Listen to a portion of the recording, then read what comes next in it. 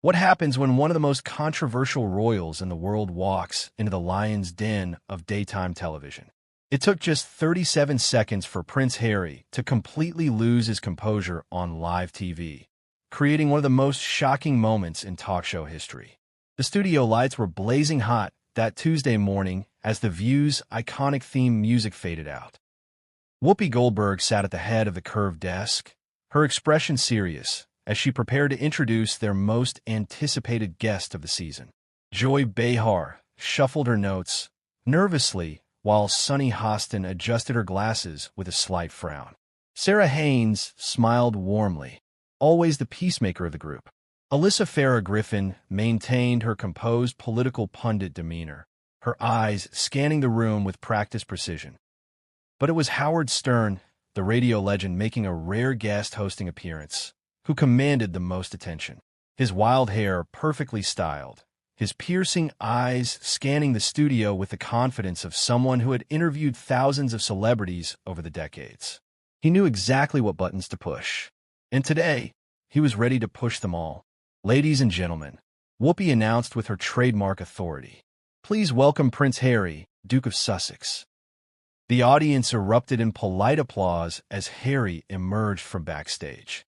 His smile looked slightly forced, strained at the edges. He wore a crisp navy suit that probably cost more than most people's cars. His posture was straight, but his eyes darted around the studio like he was already planning his escape route. He shook hands with each host, his grip lingering just a moment too long with Howard, as if sizing up his opponent, as if preparing for battle. "Prince Harry, welcome to The View," Whoopi said as he settled into the guest chair. "We're thrilled to have you here." "Thank you for having me," Harry replied, his British accent crisp and calculated. Then he added, almost as an afterthought, "Though I must say I expected this to be a bit more, well, civilized." The comment hung in the air like a bad smell. Joy's eyebrows shot up while Sunny's pen stopped moving across her notepad. Sarah's smile flickered for just a moment before she recovered her composure. Alyssa's eyes narrowed slightly, her political instincts kicking in. Howard leaned forward in his chair, a slow smile spreading across his face. "Civilized," he repeated. "That's interesting. Harry, can I call you Harry? Or do you prefer your Royal Highness?" "Harry is fine," the prince replied, but his tone suggested it really wasn't. "Great. Harry it is," Howard continued, his voice carrying that trademark edge that had made him famous. "So tell me, when you say civilized, are you implying that we're somehow beneath your standards here?" The question hit like a lightning bolt. Harry's jaw tightened visibly, his hands gripping the arms of his chair. The tendons in his neck stood out against his skin. "I simply meant that in England, we conduct interviews with a certain level of respect and decorum." "Respect and decorum," Howard repeated slowly, as if tasting the words. "That's rich coming from someone who spent years trashing his own family on international television." The studio fell silent except for the hum of the cameras. Joy covered her mouth with her hand, trying to hide what looked suspiciously like a grin. Alyssa sat perfectly still, her political training keeping her expression neutral. Sarah looked genuinely uncomfortable while Sunny leaned back in her chair, clearly intrigued by the direction this was heading. "I beg your pardon?" Harry's voice was ice-cold now. All pretense of friendliness had evaporated. "You heard me," Howard shot back without missing a beat. "You came on here talking about respect and decorum, but you've made a career out of airing your family's dirty laundry. So forgive me if I find your concern about civilized behavior a little hypocritical." Whoopi tried to intervene, her host instincts kicking in. "Now, Howard, let's maybe dial it back just a notch." But Harry was already leaning forward, his face flushed with anger. "You have absolutely no idea what you're talking about. My family put me through hell, and I had every right to tell my story." "Your story," Howard said, making air quotes with his fingers. "Right. And how much did that story earn you? A few million? More?" "This isn't about money," Harry snapped, his composure cracking like thin ice. "Oh, it's not?" Howard's voice dripped with sarcasm. "So you're telling me that if there wasn't a massive payday involved, you still would have done all those interviews? Still would have written that book? Still would have signed that Netflix deal?" The questions came like machine gun fire, each one hitting its target with devastating accuracy. Harry's face was growing redder by the second, his breathing becoming more labored. The other hosts watched in fascination as one of the world's most famous men slowly lost control on live television. "You don't understand the pressure I was under," Harry said, his voice rising now. "The media harassment, the racism my wife faced, the complete lack of support from the institution." "The institution?" Howard repeated mockingly. "You mean your grandmother who just passed away? Your father who's dealing with cancer? Your brother who's trying to raise his kids while serving his country?" "That institution." Sarah finally spoke up, her voice gentle but concerned. "Maybe we should take a step back here. This seems to be getting a bit heated." "No, Sarah," Howard said firmly, never taking his eyes off Harry. "This is exactly what we need to be talking about. This man sits in his mansion in California, worth millions, and wants us all to feel sorry for him because his family didn't give him everything he wanted." Harry's hands were visibly shaking now. His composure was crumbling, the carefully constructed facade of the enlightened prince giving way to something raw and uncontrolled. "You have no right to judge my situation. You have no idea what it's like to be born into that world." "You're right," Howard agreed, his voice suddenly calm and reasonable. "I don't know what it's like to be born with a silver spoon in my mouth, to have every advantage in life handed to me, to have people bow and scrape just because of who my parents were." He paused, letting the words sink in. "Must be really tough." The sarcasm was so thick you could cut it with a knife. Joy was now openly smirking while Alyssa maintained her poker face, but her eyes betrayed her amusement. Sunny had stopped pretending to take notes and was watching the confrontation unfold with the intensity of someone watching a car crash in slow motion. Harry stood up abruptly. His chair scraped against the floor with a harsh screech that echoed through the studio. The sudden movement caught everyone off guard, including the camera operators who scrambled to adjust their shots. His face was now a dangerous shade of crimson, and his hands were clenched into fists at his sides. "I don't have to sit here and listen to this," he declared, his voice cracking with barely contained rage. Howard remained perfectly calm, leaning back in his chair like he was enjoying a pleasant afternoon chat. "Oh, but you do, Harry. You agreed to come on this show. You signed the contracts. You wanted the publicity. Well, congratulations. You're getting it." "This is harassment," Harry shot back, pointing an accusatory finger at Howard. "This is exactly the kind of behavior that drove my mother to her death." The studio went dead silent. Even the camera operators seemed to hold their breath. Bringing up Diana was crossing a line that nobody had expected, and the shock was written across every face in the room. Joy's mouth fell open while Sunny actually gasped audibly. Sarah looked like she wanted to crawl under the desk, and Alyssa's professional composure finally cracked, her eyes widening in disbelief. Whoopi's face hardened into an expression of pure disappointment. But Howard didn't flinch. If anything, he seemed energized by the desperate play. "Don't you dare," he said, his voice low and dangerous. "Don't you dare use your mother's tragedy to deflect from your own bad behavior. That woman was a saint compared to what you become." "How dare you speak about my mother?" Harry screamed, his voice echoing off the studio walls. "You didn't know her. You have no right to even say her name." "I don't need to have known her to see what she would think of you now," Howard replied coolly. "A woman who dedicated her life to helping others, who used her platform for good, who maintained her dignity even in the worst circumstances. What do you think she would say about her son selling out his family for money?" Harry took a step toward Howard, his entire body trembling with fury. The security guards, who had been stationed discreetly around the studio, moved slightly closer, ready to intervene if necessary. "You're nothing but a shock jock," Harry snarled. "A washed-up radio, a host desperate for attention."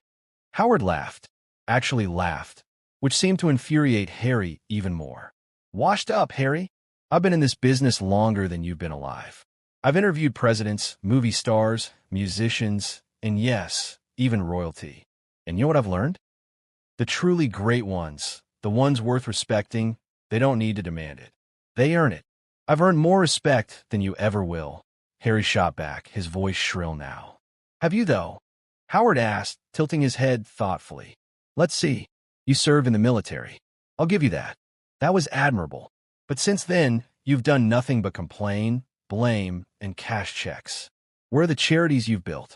Where are the lives you've changed? Where's the positive impact? Whoopi finally found her voice, trying desperately to regain control of her show. Gentlemen, I think we need to take a commercial break. No, Harry said sharply, whirling around to face her. I'm not finished. This man has insulted me, insulted my family, insulted my mother's memory. I demand an apology. The word demand seemed to trigger something in Howard. He stood up slowly, his full height now matching Harry's, and when he spoke, his voice was deadly quiet. You demand an apology? You demand? Who exactly do you think you are?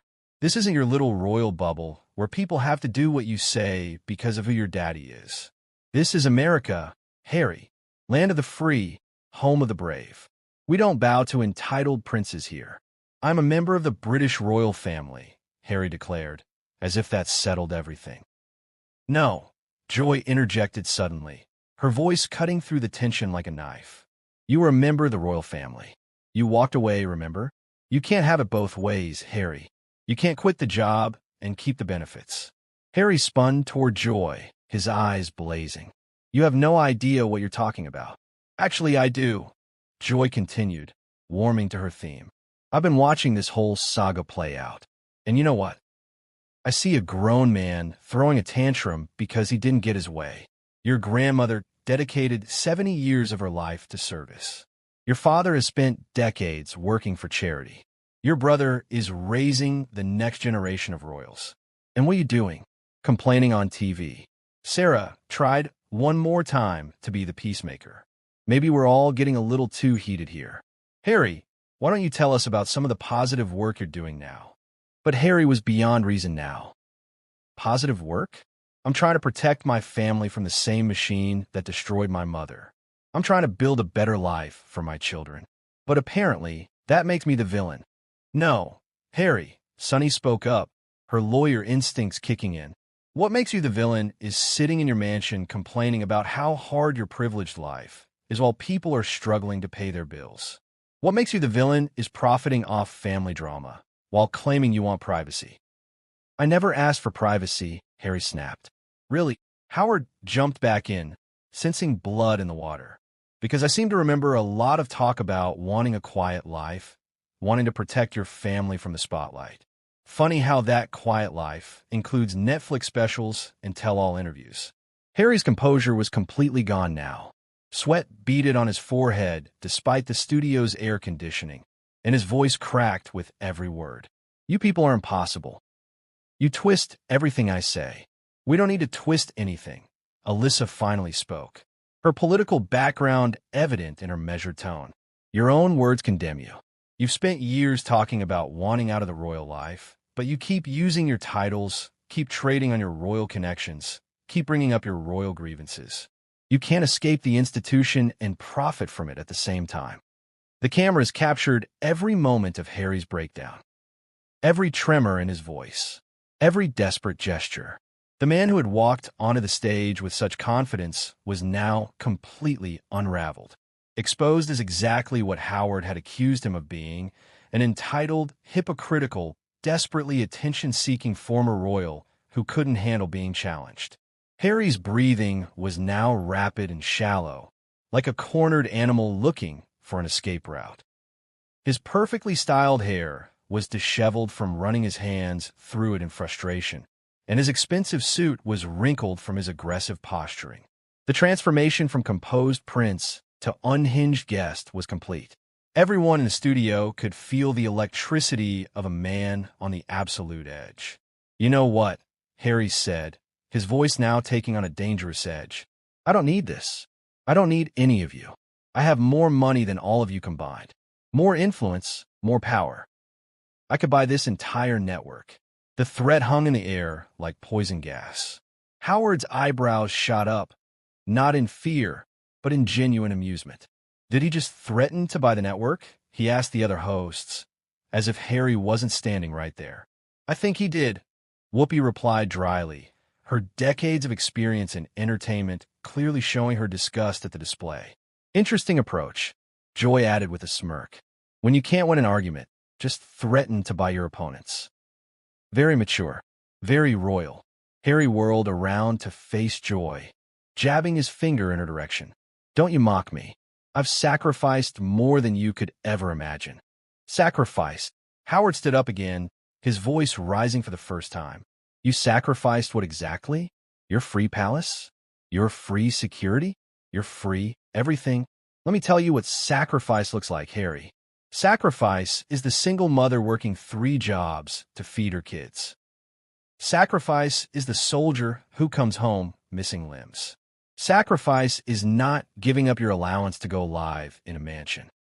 I served my country, Harry shouted back, spittle flying from his mouth. Yes, you did, and that was honorable, Howard conceded. But that was years ago, Harry. What have you done lately besides complain and count your money? Sunny leaned forward, her legal mind clearly working. Harry, can I ask you something? Do you actually hear yourself right now? Do you understand how you sound to regular people? Regular people? Harry's voice cracked on the words. I'm not regular people. I never was regular people. I was born into a life of service, of duty, of constant scrutiny. You have no idea what that's like. You're right, Sarah said quietly, her gentle voice somehow cutting deeper than all the shouting. We don't know what that's like, but we also know what it's like to work for everything we have, to not have safety nets, to face real consequences for our actions. You've never had to worry about paying rent or choosing between medication and groceries, or wondering if you'll have a job tomorrow. Harry turned to Sarah, his face contorting with rage.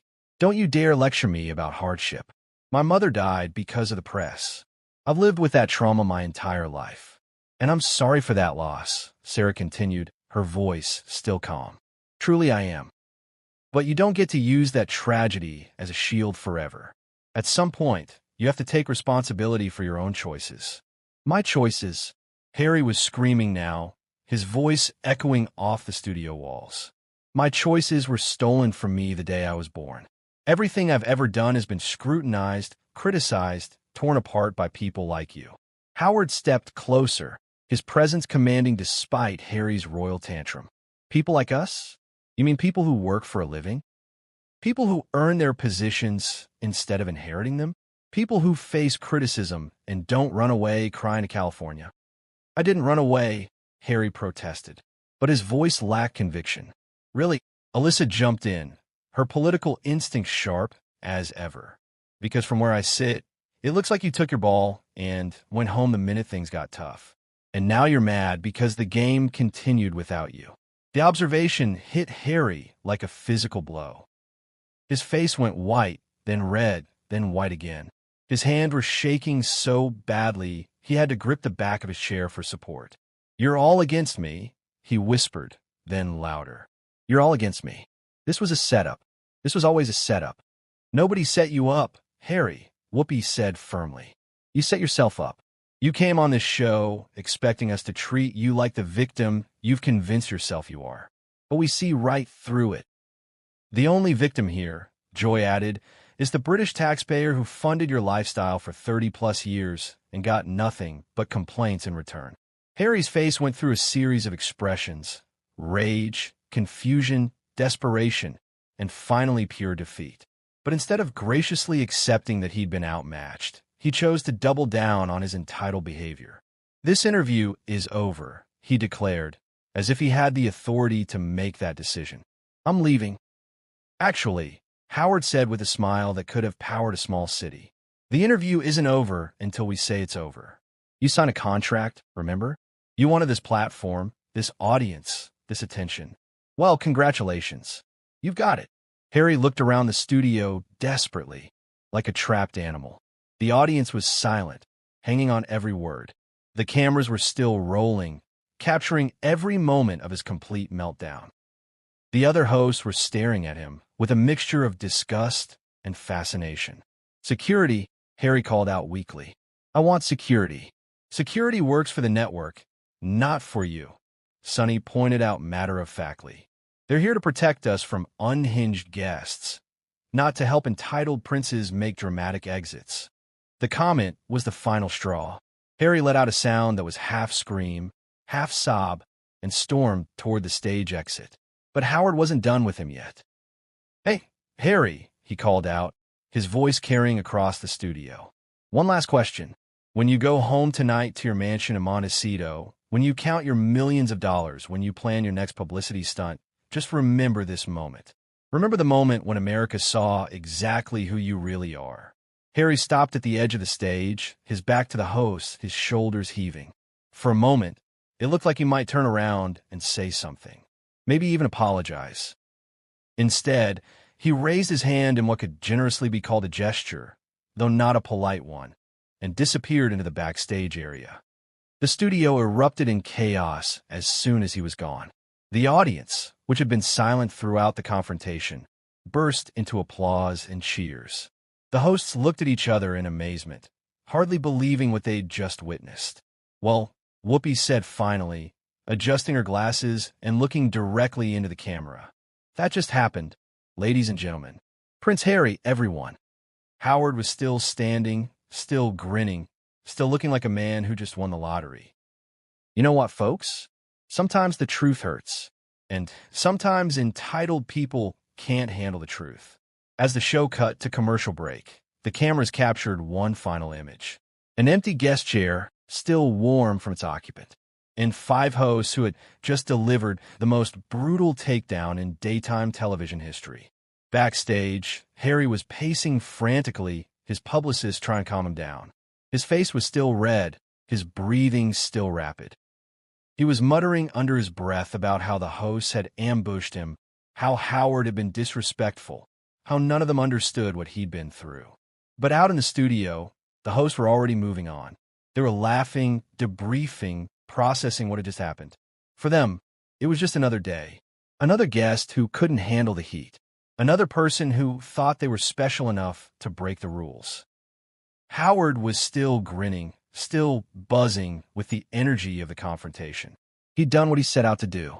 He'd exposed the entitlement, the hypocrisy, the desperate need for validation that lay beneath the carefully crafted image. He'd shown the world who Prince Harry really was. And in the end, that was the most powerful thing of all. The footage from that day spread like wildfire. Clips were shared millions of times. Headlines screamed from every outlet.